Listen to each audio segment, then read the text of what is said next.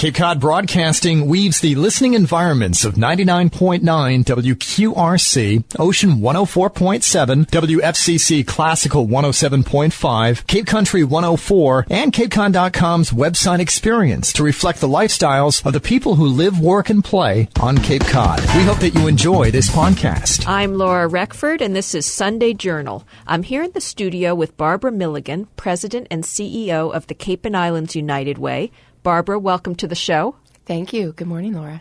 Let's start by letting people know your background because you're relatively new to the United Way, and I remember you from your years at Historic Highfield. Right. Well, I was the CEO of Highfield Hall and Gardens for almost 10 years and oversaw the restoration and launching of that as a cultural center and raised a bit of money along the way, and am very happy now to be able to take a little bit of a shift and spend the next part of my career really working for the benefit of our local residents through the United Way. Now, the Cape and Islands United Way is very involved in the local community, and many people have heard of the United Way, but they might not know that we have this local chapter that's very involved. Can you talk a little bit about the local United Way? Right. Well, people hear United Way, and most people recognize the brand because, in fact, it is the third largest nonprofit brand in the United States. So it has a lot of name and recognition. But many people don't understand that every United Way is local. So there are 1,800 United Ways across the globe in 41 countries. But every one of those 1,800 United Ways is a local United Way. So we are locally chartered, locally governed. Our board of directors are local business leaders, a lot of names that people would recognize. We are completely independent. We pay a membership fee to the Worldwide United Way. That's about 0.5% of our income, and in return we get use of the United Way brand. So, but what we raise here on Cape Cod and the islands stays here. So 99.5% of what we raise here stays here. So. And I know the local United Way is really known for how much it gives to the local nonprofits and charities on the Cape. How does that process work? Well, it is. Our money is all distributed locally. So we serve the 22 communities of Cape Cod, Martha's Vineyard, and Nantucket. And right now, the way that we distribute money, and we distribute almost $700,000 a year at the present time. About $600,000 of that goes through our community investment process. So we put out an RFP in we actually just put it out, and the deadline will be January. So nonprofits who are serving human needs, that's really our focus, is the people. And so nonprofits who fit that category can apply, and we have community investment committees that are made up of volunteers.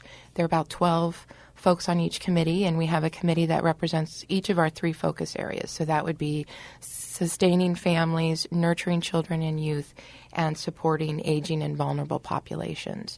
And they review the proposals. They actually meet with the finalists and interview them, and then they make recommendations to the board of directors. And it's a very hands-on and engaged process for our volunteers because they actually do, after the award is made to the nonprofit, they will go on site and visit with them and review how the program's doing. So it's a great engagement piece for our volunteers. It really is very meaningful work. And it's an enormous amount of money. Did you say $700,000? And I'm sure that has gone to dozens and dozens of nonprofits on the Cape over the years. Is that right? Right. We this year alone, we'll take as an example, we funded 35 different nonprofit organizations and about 41 different programs. So over the years, hundreds of nonprofit organizations have been supported by the United Way. And, you know, that some of them really rely on United Way funding. Others use it as a way to start a venture like the Family Pantry of Cape Cod, for example, began their thrift shop with seed money from the United Way, and now that's turned into a really important revenue stream for them. Gosnold which is such an important organization on the Cape dealing with substance abuse, often comes to us to fund innovative programs. So they're testing these programs, especially with youth, and they'll come up with an idea, and we will fund the beginning of the program, and they'll test it, and some of them have been very successful. So we try to look at innovation and how can we support the organization long term. So it's maybe not traditional general operating support, although we certainly are funding basic needs as well. And there are a lot of organizations that are addressing basic needs. And I would think this grant process is fairly competitive, where there are a whole host of nonprofits on the Cape looking for funding. Do you tend to have a very competitive grant process? It is competitive, yes, and we are actually looking at some ways that we might tweak the process going forward. So maybe we're taking out the smaller nonprofits and having a separate process for them, so they're not competing with, the big organizations' capabilities in Gosnold. They're competing more with their own peers. We're looking at some strategic grants. Right now there's a lot of change that's been going on in our organization, and it really gives us an opportunity to rethink how we are supporting nonprofits on the Cape and how can we best leverage what we do to really have lasting impact on the nonprofits and on the people who live here on the Cape and Islands. I'm Laura Reckford, and this is Sunday Journal. I'm talking with Barbara Milligan from the Cape and Islands United Way. And let's get right into talking about the Cape and Islands United Way's program, Good Tidings, which is your holiday giving campaign. Tell us about that. Well, the Good Tidings campaign is something we've done for a few years now. So it's actually new to me because I'm brand new to the organization. This is my first year with it. But it's designed to really inspire people to give back to their community during this season of giving. We think about, what are we going to buy for our kids and our friends for gifts. And really, we want to inspire people to give back to the community, to support their local nonprofits. And, of course, if they'd like to make a donation to the United Way, that would be lovely.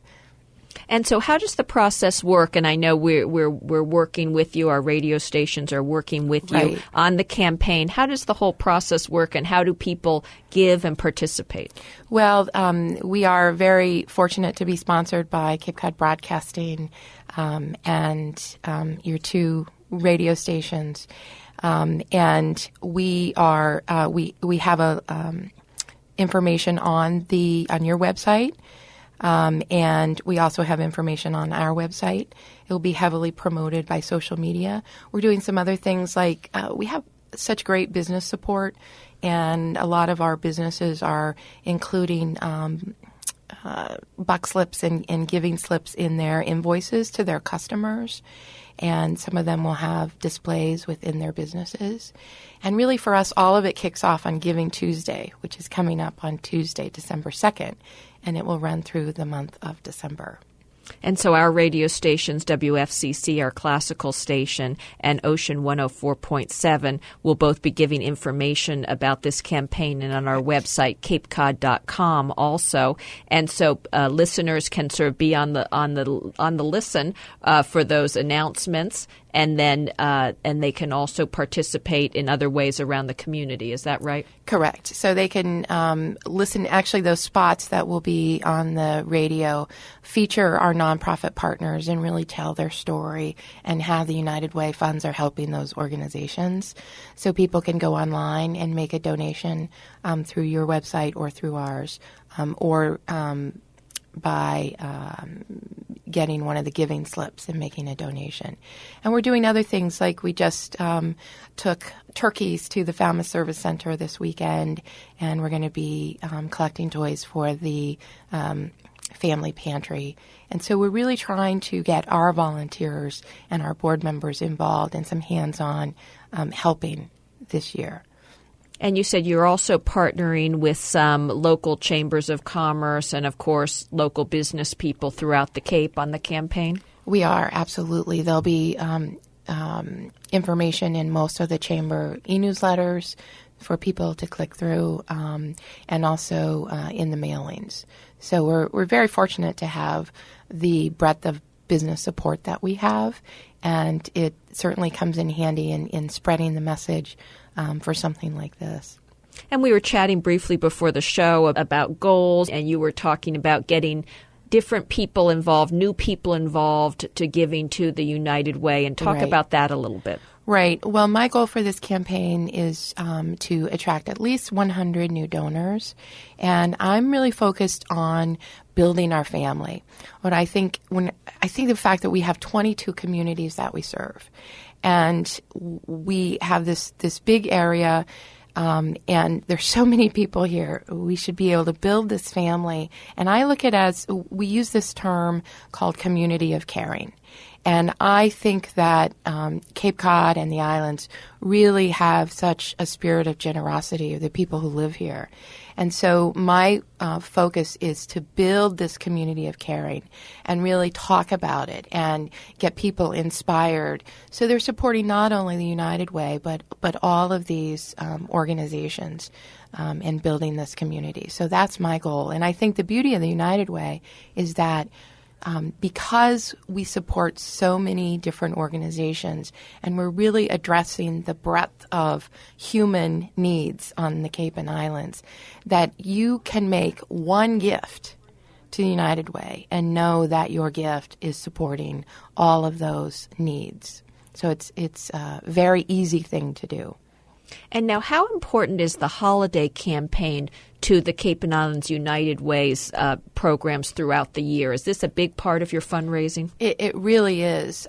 We do something that's a little nerve-wracking, which is that if we decide how much money we're going to give away, we make the funding commitment, and then we raise it. So the holiday giving campaign is really our push to make sure that we can raise the money that we have made the commitments for to these 35 nonprofit organizations. And it also then sets the benchmark for what next year will look like in terms of how many organizations can we fund next year and what impact will we have. So it's a very important time of year for the United Way. And we should mention specifically some of those 35 organizations so people understand where their money's going to a little bit, if you have some of that there. Sure. Well, I just mentioned the Falmouth Service Center and delivering turkeys this weekend, so that's certainly one of them. The Boys and Girls Club of Cape Cod, Independence House, which addresses domestic abuse, Gosnold of Cape Cod Substance Abuse, the Lower Cape Outreach Council, which we support their food program, their rental or mortgage assistance, and their fuel assistance. So Dream Day on Cape Cod, which is an organization that has camp for disabled children, and Duffy Health Center, Hope Health, and their Alzheimer's and dementia program. There's Caitlin's Closet, which provides it's a small organization, but it provides clothing for children in our local schools who don't have the appropriate clothing to wear to school. We Can, which is a fantastic organization that really helps families through legal services and mentoring. So there's a lot of terrific organizations that we help here, from basic needs to abuse and all kinds of things. And I think for me, as I've been getting into this work, I connect so much to the fact that all of us need help at some point in our lives. And you never know when that's going to be. Could be, it's an Alzheimer's diagnosis, or a child with develops a substance abuse issue, or it's the loss of a job. So I love the idea that we can all come together and support each other and make sure that the help is there when we need it or our family members need it. And from that list, people will know you give to such a wide range of nonprofits on the Cape. And, of course, it's, as you were saying at the beginning, you've got a fairly lean administration going here on the Cape, and you have this large group of board members who help to make some of these decisions about the giving. And so the money is able to go really very much so to the nonprofits? Absolutely. We have 2 full-time staff members, a very engaged group of volunteers. And, that's a question that people have about the overhead. And our overhead is actually 19%, which is very, very low. I think the standard is 35% for nonprofits. So what I say to people is, you're only paying the overhead once, because we fund programs directly for these nonprofit organizations. So we keep it lean, we fund the programs, and what we're also able to do is really have the 10,000-foot view of the needs on the Cape. And we can put organizations together. We can bolster organizations that are experiencing difficulty. And it's really, having that view of what's going on is really makes our work important, I think, and helpful to the nonprofit community. And the final minute or so that we have, any last thoughts to leave with listeners about the Cape and Islands United Way? Well, I happen to think it's an amazing organization. I think there's so much that we can do with this brand to really bring it to bear on our local needs. So I hope that people will learn more. And I would say as we move into Giving Tuesday and the holiday Good Tidings campaign, just remember your neighbors at this time of year and do something, whatever it is. Take a turkey to your food pantry, or buy a gift for a child that might not otherwise have a gift, or just help your neighbor in need. And certainly remember your favorite nonprofit organization with a gift. Our website is uwcapecod.org. Also, you can we have a new thing where you can text to give. So you can text 41444 and text the word CAPE, and that will bring up our mobile giving page. So it's super easy. Great. We're at high tech there That's at the right. end. And unfortunately, we're out of time. Barbara Milligan, thank you so much for being here today. Thank you for having me, Laura. I'm Laura Reckford, and this is Sunday Journal. This podcast is a presentation of Cape Cod Broadcasting, which is solely responsible for its content. Thank you for listening. For more information, please visit us at capecodbroadcasting.com.